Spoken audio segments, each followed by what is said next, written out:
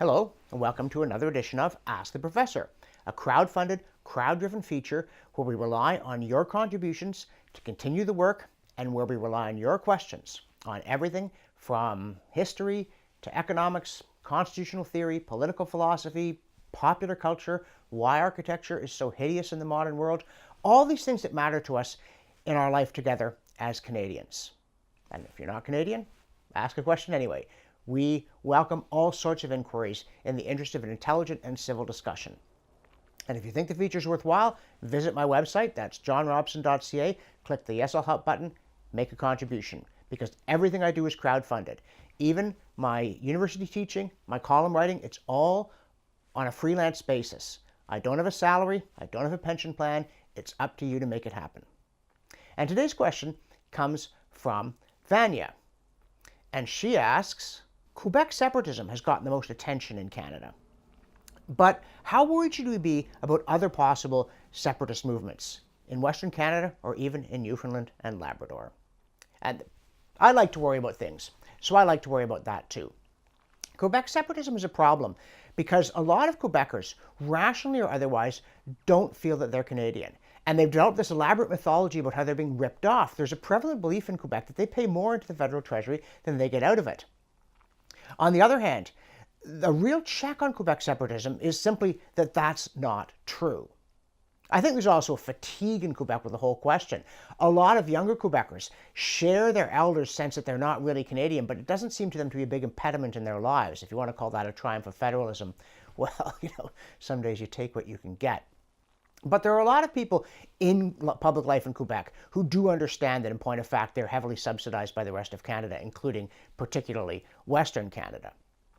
And so, however much they like to play the game, it's amazing how the ostensible federalists, the Quebec Liberals, take such a hostile view of Canada and assert as though there were no contesting it.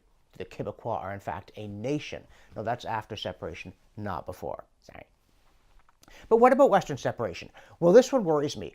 And it worries me in part because Westerners feel profoundly alienated and nobody cares. And that sure doesn't help. There's an old joke British Columbia premiers used to say it's 3,000 miles from Victoria to Ottawa, but 30,000 miles the other way. And if Western separation ever does really gather momentum, if Western anger ever boils over at, for instance, the contempt of Eastern Canadians for the energy industry on which many of them depend for those provincial transfer payments, as well as such dispensable matters as driving their car around, heating their house, and cooking their food. If Western alienation ever does go from simmering to boiling, there's a real danger that they will mobilize, vote, and separate while the Laurentian elite, the Eastern Canadian pundit class, is still saying it's just a bunch of hayseeds who've perhaps had one too many. It'll never amount to anything. What people like Joe Clark or Don Mazankowski used to say about the Reform Party.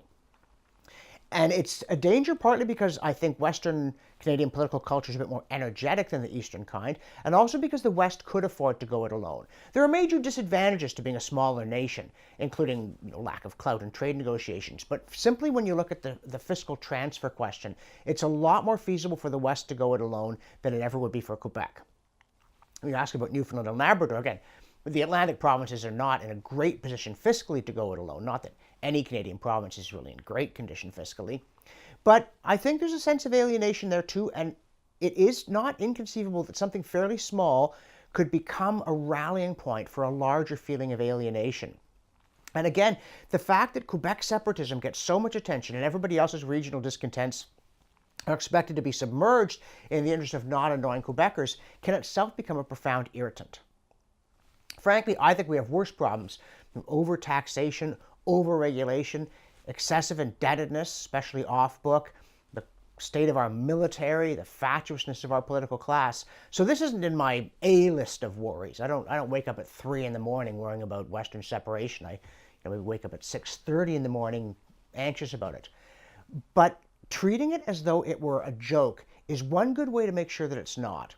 So I do think we should ask ourselves, why can't we more successfully decentralize power in the Federation? Why can't we get rid of equalization? It's such a useless program. It subsidizes bad government in recipient provinces and causes resentment in the provinces that contribute to it? Why can't we have internal free trade? Why can't we be less petty? Why can't we bicker less? Why can't we be less regionally divided and more willing to respect the right of people across Canada to have a regional identity, to make their own decisions, and not pay for other people's? Because, the time to fix the roof is when the sun is shining. At the moment, I'd say when it comes to national unity, the sun is shining. But the storm clouds can gather quickly, so why should we wait? If you're enjoying this feature and you'd like to ask a question, the URL you're seeing on your screen will tell you how to do it. If you value my work but you aren't already a backer of the documentaries or a monthly contributor through Patreon or PayPal, please click the Yes I'll Help button, pledge a few dollars, $3 a month, $5 a month, $10 a month. It doesn't take a lot. It takes a lot of people to keep my work sustainable. Thanks for watching, and I hope to hear from you.